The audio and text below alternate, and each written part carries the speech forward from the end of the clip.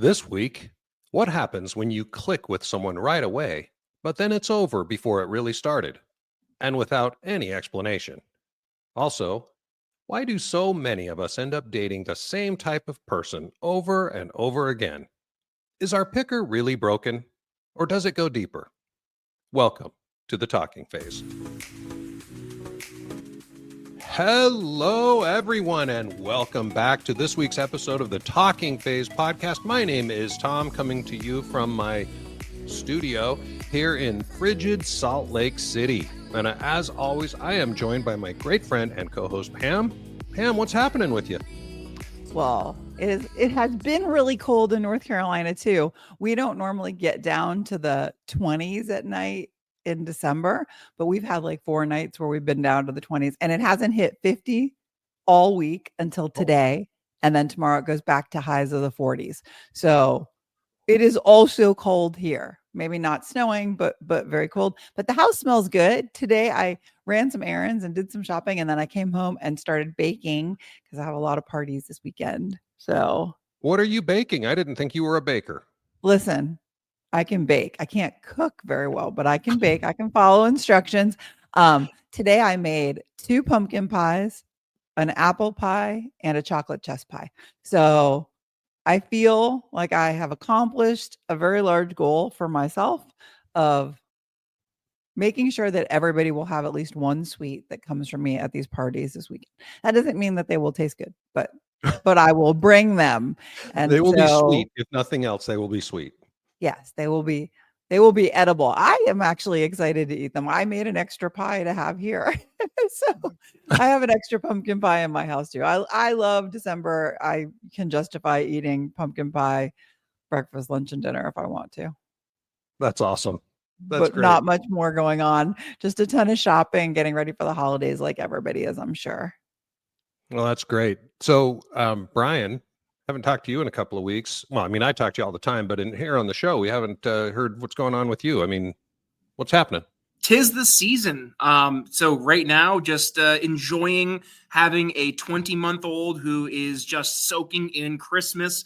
She's also convinced that along with Santa coming, that the Grinch will also be coming. To which I had to remind her that's not necessarily a good thing, but it's the holidays. So yeah, just enjoying the cold temperatures like you, Tom, but getting ready for the holidays to really kick in. Outstanding. Well, I'll tell you what, you guys, I told you before we started, I woke up this morning with a little bit of a cold, so I apologize if my voice is off a little bit. This is an unsponsored episode, but if you need a throat lozenge, Fisherman's Friend is the greatest one out there. They're the worst tasting, but they're the most effective. So there you go. I wish they should sponsor us. I am just getting over that cold, so I do not feel at all happy that you now have to suffer through it, because it was 2 long weeks of not being able to speak, really, which probably a lot of people really like that, but I'm not one of them. Well, we muddle through, right? Because we're professionals, damn it. Hey, it's December. I was sick all through Thanksgiving. We're supposed to be merry. I was hosting all those people. I am just happy to be on the mend and hopefully can stay that way through December. So Pam was patient 0 for everybody in North Carolina that's sick now. Well, yeah, somebody gave it to me, so I couldn't have been patient 0. Okay, that's true. Well, I'll tell you what, you guys, I cannot believe I have now been in Utah for close to 5 weeks. It's been 4.5 weeks since I moved out here, and it has been a crazy, crazy month. As you know, if you've been listening to the show, I wasn't happy about moving back to Utah. This was not my idea. It took a little bit of convincing from my boss. But it's been good. Spent a bunch of time with my kids since I've been here, which is obviously awesome. If you've been listening to the show, you know, I've met, well, not really met. She's been a friend of mine for more than a decade, a platonic friend for about a decade. I've been hanging out with this lady. We call her Laura. Been to several concerts and movies and done a bunch of Christmas shit. And it has turned into more than a friendship, which is awesome. It's not why I moved here. Yeah, it's definitely not why I moved here. But she's great. And so far, and again, you guys all know that I've got a list of must-haves and deal breakers. And as of today, she checks every box on the list. And time will tell if one of those gets unchecked, or, you know, maybe I'm rose-colored glasses or something. But it dawned on me the other day. In fact, I think it dawned on me during a conversation I had with you, Pam, that she's different. And I mean that in a good way, but at the same time, she's Some people might not think that's such a great. She's different. We won't. Yeah. Maybe she doesn't listen to the show. well, she's not, and I'm putting air quotes for those who are not watching the show. She's just not my type. Meaning she's not the same type of person that I have traditionally gone out with. And I think that's a good thing. I really do. And so it got me thinking. And when we, decided on what we want to talk about on the show, this is kind of what we want to talk about, is about this whole type thing. Right. And so I want to talk about, do we really have a type? We said in the teaser, is our picker broken, or are we just dating our type? Really? Right. And I want to talk about, do we have a type? Is that really a thing? Then I want to ask, what makes a type? What does it mean when you say you're dating the same type person? And then I want to see if we can talk about, is it a good idea to branch out? Or is it better to say, look, I'm comfortable with this type? And again, I'm using the word type. I don't know if there's a better word. I'm open to that debate as well. But so let's start with that first one. I'm curious in your opinion on these things. Do you think that that having a type is actually a thing? Well, what's funny to me is that even as you were saying that, I was thinking we are brought up thinking he's my type, she's my type. Oh, I'm not going to go after her. She's not my type. And I don't know where it all started. And I don't know if it's really a thing anymore. I think based on my own personal journey and those of people that I know, my friends, people that I know that are single, I don't think that any of us are dating within our type, so to speak. For me, I think that the only thing that I ever really felt was my type was somebody who was my height or taller than me. And so I have kind of put myself into a box my whole entire life and only wanted to date men that made me feel, let's say, smaller, for lack of a better word. I don't like to date somebody who has a body type that makes me feel bigger than they are. I want to be the more feminine, the more fragile, even though I don't like that word, of the two people in a relationship. And so for me, that usually comes in a big package. And so for me, my type has always Big been package. somebody. Yeah, well, yeah. That's what you said. A big package. I like, yes, I like it. I like a big package, period. But 6 feet tall is only an inch taller than me. And so as I've gotten older and, on and off the dating apps, I've learned that if you put 6 feet tall on a dating app, you eliminate 75% of the men out there. So then I lowered it to 5'10". And of course, my type, when I would go to meet somebody that said they were 5'10", they were really 5'9" or 5'8.5". And so I really do feel like my type is somebody who makes me feel more feminine. And I don't know that that has a height requirement on it, but it's definitely a feel you get with somebody where you want them to like come up behind you and wrap their arms around you, and you kind of look up at them, or you just feel that bulk, that man. And so that's been my type, but I don't think we should have a type. Well, what's interesting about that is what you just described as what you want is literally one of my biggest fears, is to have some big guy come up behind me and wrap his arms around me. So I won't do that at our next company get together. Noted. Oh God. You know what, Brian? Please do that for me. I know you're a big guy. Give Tom a taste of what I'm looking for. Yeah. I think that we are brought up believing we have a type, but I think we outgrow that perspective rather quickly in our 40s and 50s. When we find ourselves single again, we realize that our type is going to mean that we're single forever. Well, as we prepared for this, I went out and looked up an article in Psychology Today, and I promise you, I am not a psychologist. And this is literally the first time I've ever been on the Psychology Today website, but it was a fascinating article that I read. And it says that the idea of having a type has become very popular. like you were saying, I think we're all kind of brought up to believe we have a type. Right. But they said it's a very much understudied phenomenon, meaning they aren't sure that there really is a type. Right. And what they were talking about, though, that I found really interesting is that, and this kind of goes into, what is a type? That's kind of that second thing I wanted to talk about. But they were talking about how if you are like a paddle boarder, and you're out paddleboarding and you meet someone who's a paddleboarder, well, they might be your type just because they have similar interests. And usually people who are paddleboarders fit into a certain personality Healthy type. lifestyle too. Yeah. Yeah. And so is that part of the type? And then like if your friends set you up with someone, well, if they're your friend and their friend, well, chances are you have similar personalities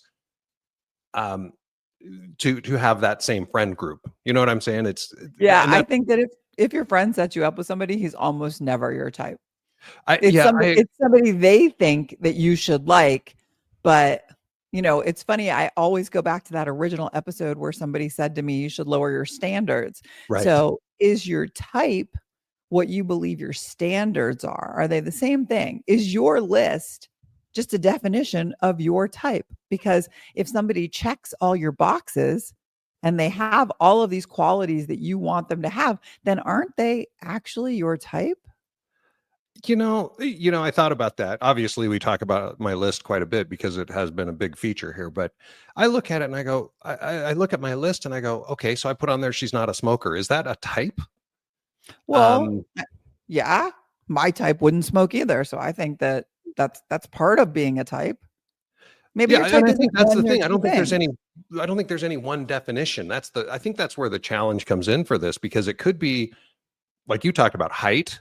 It could be waist. I mean, weight is what I mean by that. Right, Waist, weight. race, hairstyle, hair color, hair length. Oh, yeah, you're getting into a lot of this. When you ask me type, I think that me bringing up height it is a very superficial thing. Even if it's important to me, it's still something on the outside.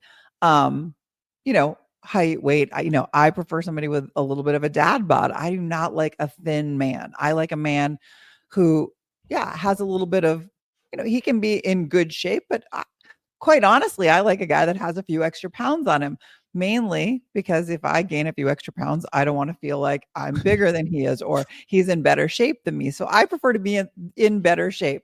So anybody listening to this podcast knows that my standards are not like some gorgeous GQ model who, eats healthy all of his meals and, doesn't drink and, exercises every day. If I do those things, that's my prerogative. But my type is on the outside, just somebody who's bigger than me and somebody that I'm attracted to. So somebody that's nice looking, but on the inside is a whole different thing. And your list is a lot more things about what's on the inside of a person. Do they like your sense of humor? Somebody has to like to hear that's what she said or that's what he said after a lot of different sentences to be Absolutely. your type. And right. So like, yeah, that makes somebody your type. For me, the man has to have a good sense of humor, but he also has to be super kind. And I've learned that about myself. The person that I end up in a relationship with, if I ever wind up in another relationship, has to be kind to me, which is great and goes without saying, but has to also be kind to everybody around me, strangers, my friends, my family. Genuine kindness to me has risen to like the top 3 most important things in somebody that I would be looking for. And it's possible there is nobody that's that kind out there, but at least as kind as I think I am to others.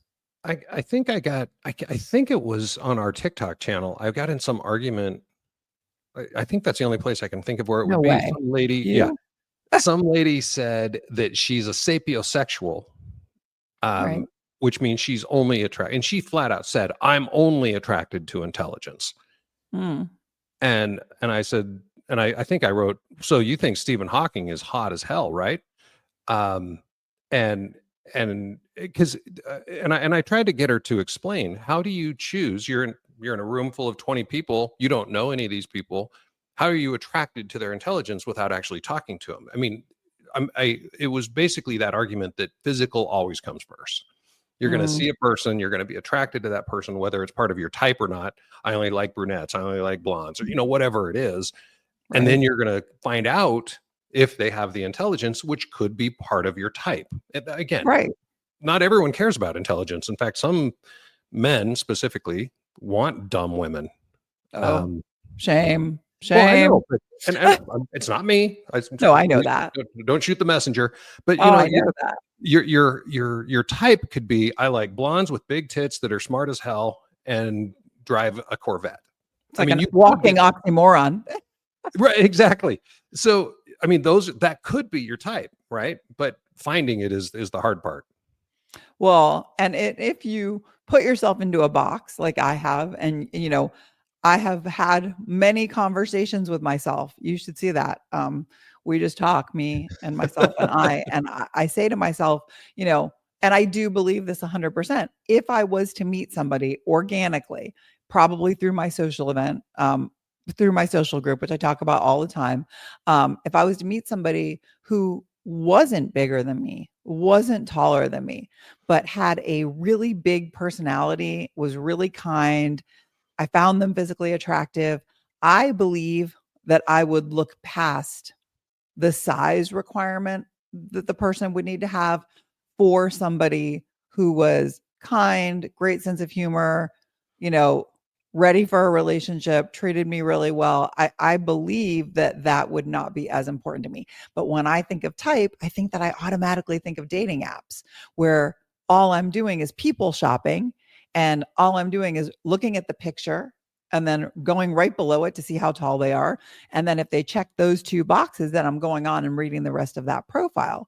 But I eliminate a lot of people who are 5'8", 5'9", who might be fantastic people, but they live in my area. So if I run into them at an event, at a bar, at a club, at a party, at the gym, and they talk to me and it's a good conversation and it leads to a date, then that would be fine with me. But on dating apps, I do think that we still have a type, and it's generally looks, height, and money, I think, when it comes to type. I mean, oh no, that's interesting. Yeah, because we haven't brought that up in this, and it just occurred to me that I do look at that. Not that they're wealthy, but I don't want to have to support them. That is fascinating. That's interesting. And I'm going to make a plea right now to those listening, men and women out there. What are the things that make up your type? Because, again, I know you, Pam, well enough to know that you're not looking for the wealthy guy. I get it. But there are a lot of women out there who specifically are looking for a guy. And I know women say that men are too. And again, I've never dated a man, so I don't know.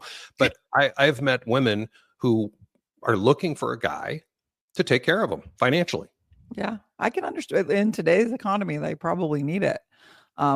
It's I'm so grateful that doesn't have to be something that I'm looking for in order for me to survive. But at the same time, it hasn't made dating any easier, not needing somebody for their money. Right. Well, so let's get to that final thing that I wanted to talk about, which is the idea of branching out. Okay. So there was an episode of Seinfeld where George said, look, I'm trying to do everything to meet someone and it never works. So I've just decided to do the exact opposite. Mm-hmm. And so he got up to leave from the table at the restaurant, and he walked over to this woman and introduced himself. And he goes, I'm unemployed. My name's George. I'm unemployed and I live with my parents. And she looks at him and she goes, that is so refreshing. And they started up a relationship. Only on TV. Yeah, exactly. Only on TV. He's a short, bald man who walked up to a woman and said, listen, I'm very poor. Would you like to go out? Oh, and I live with my parents. Oh, right. The kicker. So I'm going to read this quote from the article. So about the idea of branching out from your type. It says, having a current partner who is decidedly different from an ex-partner can also be a goal. You broke up with that person, so why would you want to date someone similar? In fact, when people reflect on a recent breakup, they often say they learned what they don't want in a future partner. That's astoundingly accurate. But then we all, I mean, yeah, why would I want to be with someone like them? But then we all do it. I'm going to disagree with you on that, because I mean, like, I think of my ex-husband and I think of my last relationship that I was in, and I have completely revamped things that I didn't even realize how important they were to me now moving forward. And will it mean that it's more difficult to date? Possibly. My ex-husband had a need to always be right, no matter what. I mean, like, you hear this all the time where somebody says, I could say the sky is blue, and he would say it was purple or orange, and it could be clear blue forever.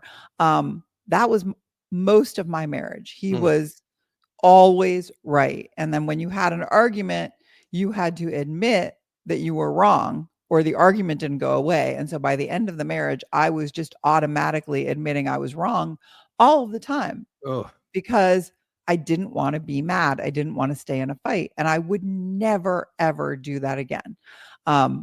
So I think that we leave that relationship where damage is done and we've learned a lot of lessons. Yeah, maybe he was 6'3", and by the time we got divorced, he was probably 250 pounds. So he had a, super dad bod. I wasn't not attracted to him physically, but it hasn't changed the fact that I enjoyed the fact that I felt small when I was with him. And let me tell you, at 5'11", you rarely feel small. But I know for a fact that I would never date somebody who wasn't willing to agree to disagree, who didn't believe in compromise, who didn't believe, and in my last relationship, there was a big black and white difference where he would see things black and I would see things white. And I was constantly trying to say to him, can't we live in this gray area where maybe we're both right? But people who are black and white are black and white. And me wanting to change somebody or believing that I can change somebody because I think it's better to live in a gray world doesn't matter, because people aren't going to change. We're in our 50s. Like, we're not going to become completely different human beings for somebody else. it sounds dangerously close, Pam, to you actually creating a list that you won't date someone who is black and white. Yeah, but I would never write that on a list. See, to you, this list is black and white. This list is, these are the things that I need in a relationship. And if I don't get those things, I am ending this relationship or this dating scenario. For me, if I'm dating somebody and he's very black and white, and I have conversations where we don't see eye to eye on that thing, then there needs to be a compromise, or I'm just going to move along. I mean, but I don't think it's That's called a list. No, I don't think so. I think it's called a relationship. I think it's called it's just funny to me that you say, I will never do this, I will never do this, I will never do this, but that's not a list. I think that you're confusing a list with red flags and deal breakers. We all have red flags and deal breakers. Red flags being things that we see in a relationship that we're willing to take the time to see if those red flags become orange and then maybe possibly green over time. And then we have deal breakers where the red flag stays a red flag and you cannot get past it and the relationship ends. And that's that. So maybe red flags and deal breakers are the equivalent of your list, but they're not written down. They're not stringent. Like I just said, I like to date somebody who makes me feel smaller. I like to date somebody 6 feet tall or taller, but I will date somebody shorter if I feel like we're physically compatible, even if they're shorter than me. And that's living in the gray. That's not having a list. So you and I need to agree to disagree. We will agree to disagree. Okay. Well, so let's what's the bottom line for you? Is there a type, and should you try to break out of it? Or is having a type just a great thing?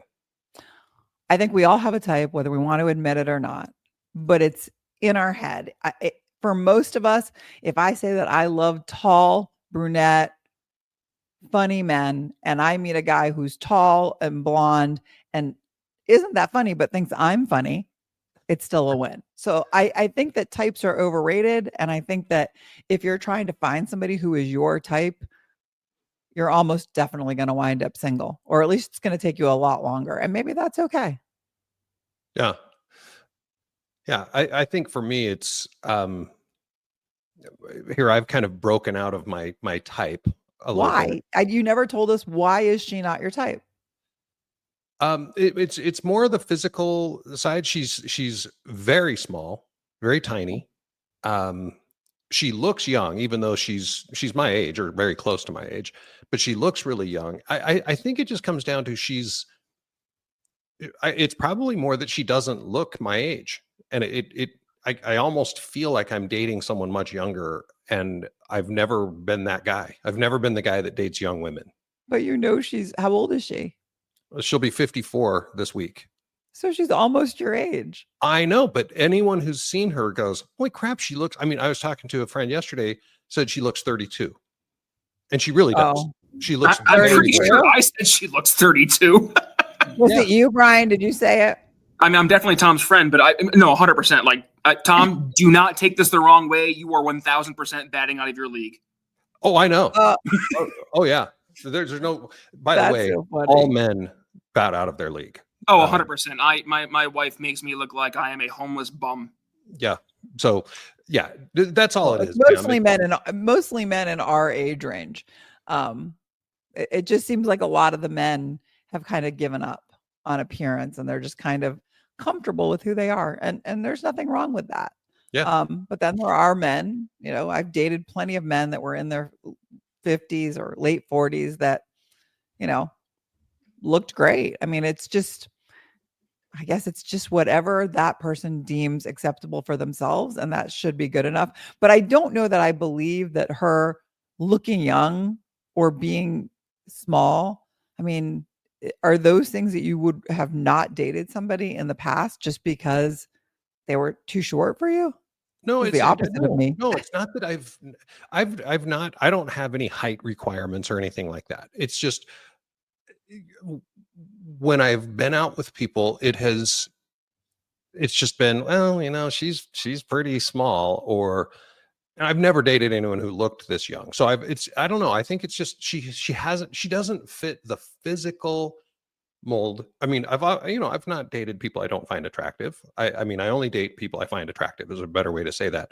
So it's not that I didn't find these other people attractive, but as we were going out, I'm like, yeah, there's, there was something not right there. And so anyway, but now here I am with, what am I calling her? Laura. And ironically, you probably put on your little reading glasses and look a little bit like her dad if she really looks like she's in her 30s.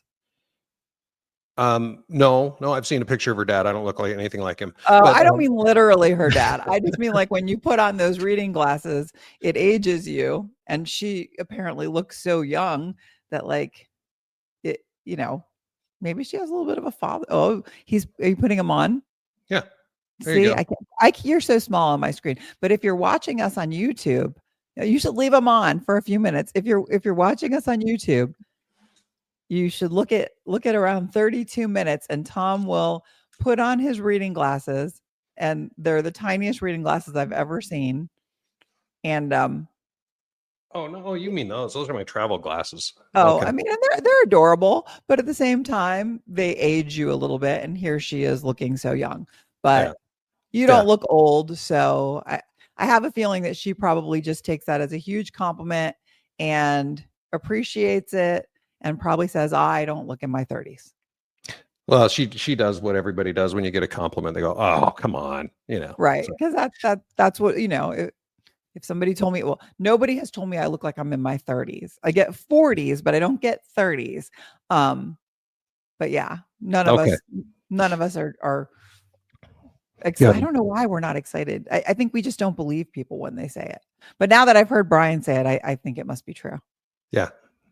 She looks pretty young anyway, but that's all it is. It's just more of the, and part of, by the way, there's my codependence right there. I don't want to be the guy that dates the 25-year-old women. I don't want to be, what's his name? Leonardo DiCaprio. But Tom Cruise, but how old she is. So this seems like a non-point almost, because she is your age. It doesn't matter how old she looks. Everybody wants to date somebody who looks great and young. So pat yourself on the back and just enjoy that. Yep. That's what we're doing. Soon she's going to dump you for some 40-year-old. Yeah, exactly. Grandpa. Yep. All right. You've got mail. Oh, did you hear that? Mail came in. We were still talking. You've got mail. It's really here. All right, here we go on to the next segment. Dear Pam and Tom, there's this guy I met recently at an event. From the start, there was this spark. He was funny, charming, and seemed genuinely interested in me. We made plans to meet, and I was so excited in a way I haven't been for a very long time. I picked out what to wear, imagined what our conversation would be like, and even let myself think about where this could go. And I have been guilty of doing that, and it's so stupid to do before you meet somebody. But then he ghosted me. No text, no call, nothing. Asshole. At first I told myself maybe something came up, but as hours turned into days, I had to face the truth. He just disappeared. Here's the thing though, I still like him. I know that might sound foolish. Part of me keeps hoping there's a reason, an explanation, something that will make me feel less discarded. I wonder if he's thinking about me, if he regrets it, if he'll possibly reach out. And that's where I'm torn. If he does contact me, should I respond? Should I give him the chance to explain or just protect myself and move on? I know how rare it is to find someone that you genuinely click with. And so here I am, stuck between wanting to move on and hoping for a second chance. If you were me, what would you do? I'm seriously thinking about calling him or tracking him down to force him to talk. Sincerely, still hoping. Oof. Oh, Well, at least she met him at an event and not on a dating app, because on a dating app, you know, that happens to everybody, girl. But this is not that.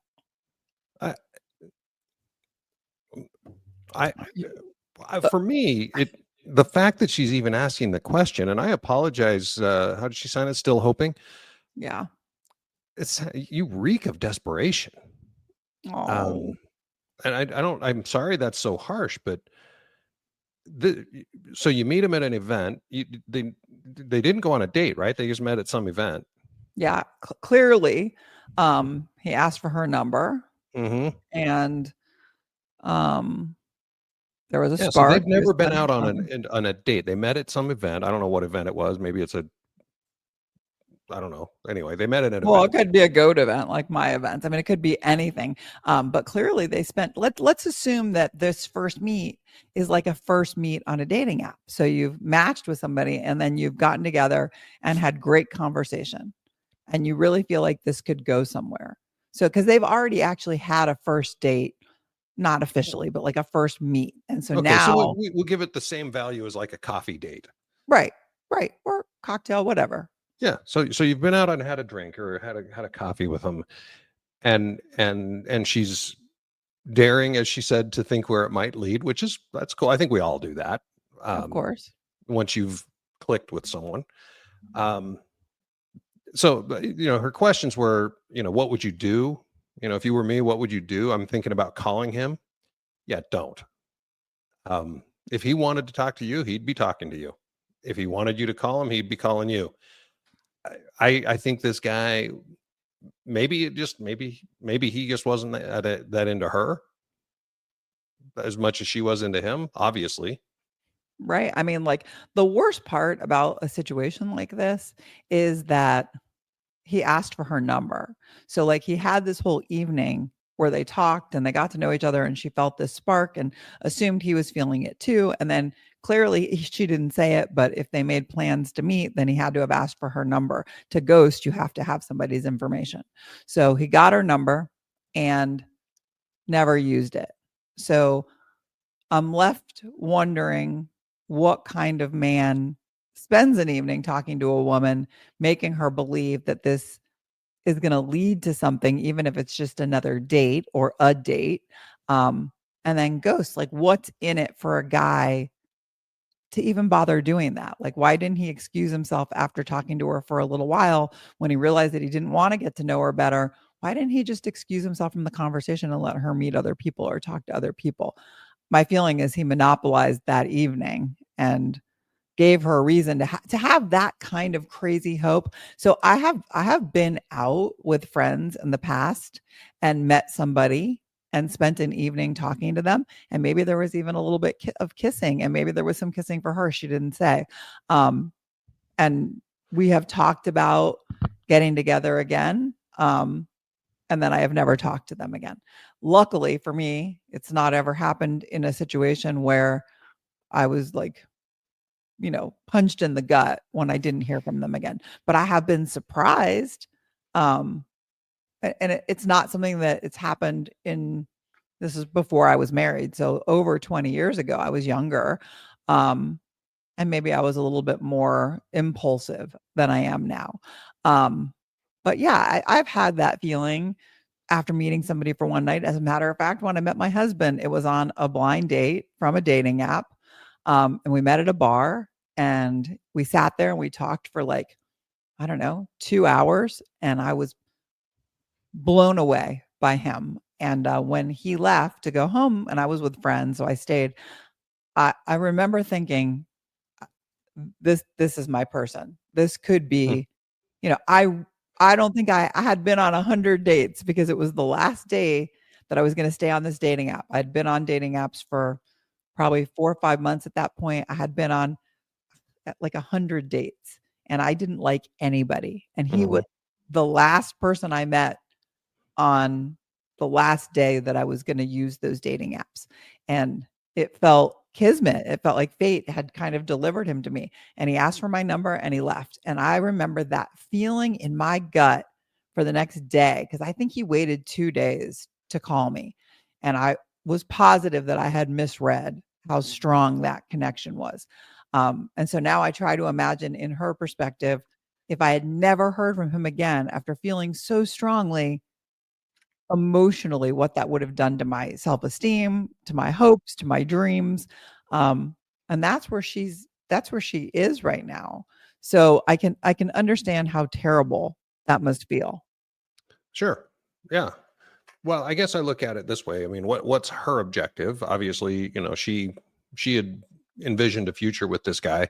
And have you seen that? What's that show, Landman, the new one that's out? I was going to text you and tell you, I just finished it's so good. Oh, I I love just it. finished the second episode. Now I'm totally hooked. Maybe Yeah, I finished the totally. third.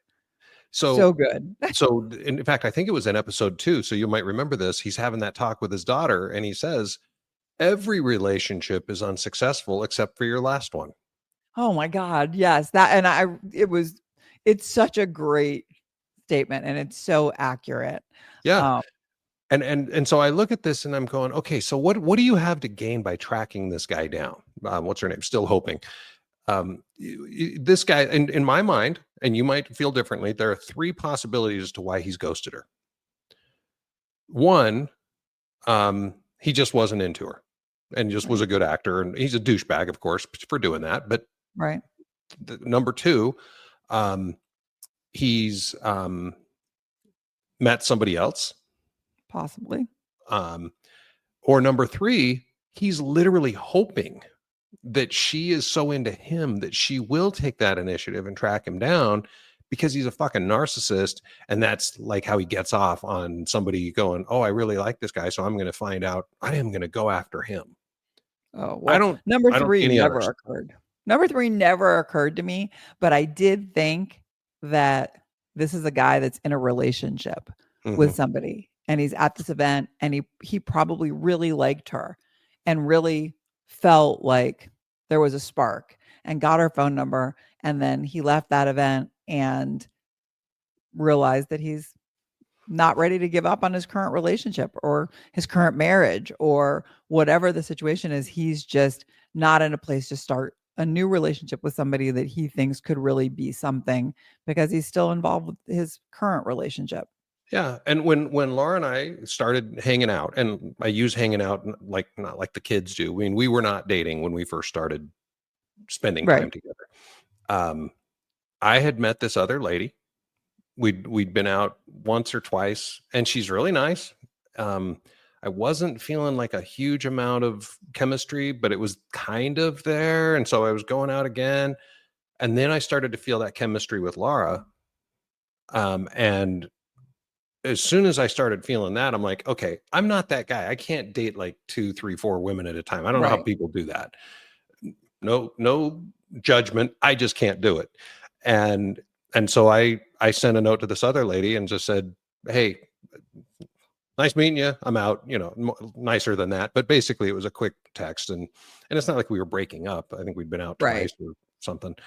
And that was before anything like really started to truly move with Laura. It was just there's clearly more potential here. So therefore that's where I'm going to put my focus. And maybe that's what this guy was doing, but he did it in a shitty way. Right. I mean, there's never a good reason to not tell somebody.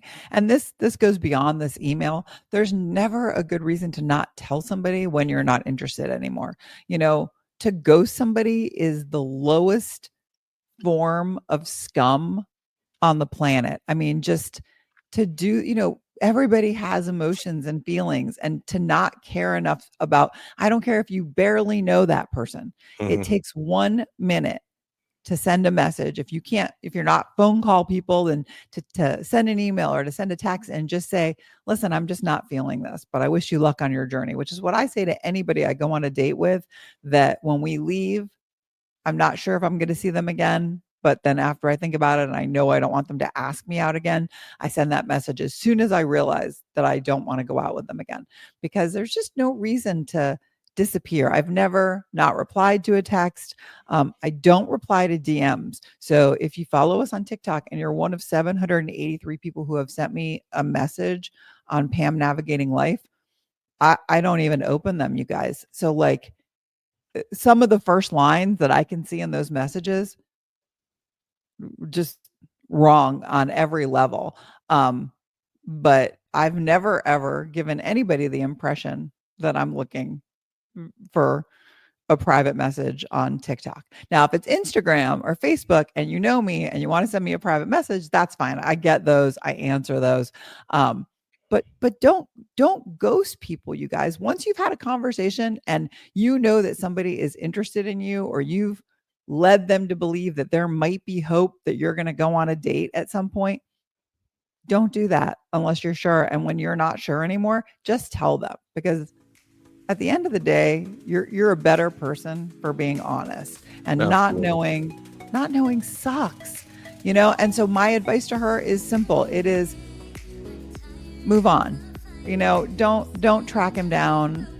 When I was in high school or my 20s, I might have also, if I knew where they lived, driven over there and made them face me. But he doesn't owe you anything. You guys met at a party. He thought he was going to want to date you. He's a dick for ghosting you. But at the same time, whatever his reason is, you don't need that baggage, and you don't need that. You don't need to start something. Starting something on those terms is a recipe for disaster. So absolutely. My advice, sorry. let it go. You dodged a bullet. But I'm so sorry that happened, and he sucks. Absolutely. Couldn't agree more. All right.